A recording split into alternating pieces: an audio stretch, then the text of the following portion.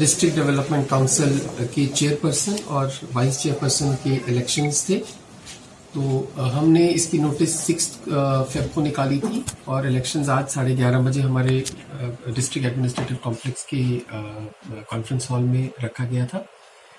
तो आज due to lack of quorum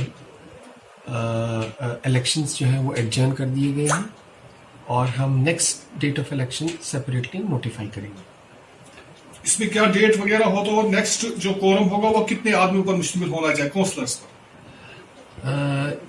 in the first meeting जो एज पर रूल्स 2/3 मेजॉरिटी होनी चाहिए of the total elected members quorum का।